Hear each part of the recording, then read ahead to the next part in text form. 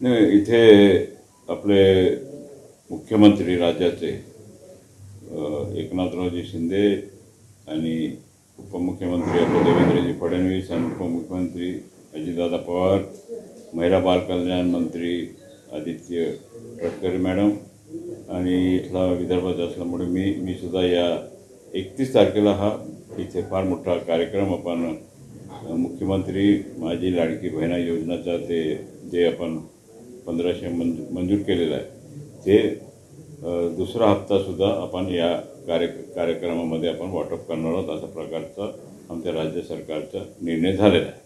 जोरदार तयारी आहे, काय नियोजन आहे? नाही, नियोजन तर बिलकुल चांगलं आहे. नंबर 1चं हे नियोजन राहील.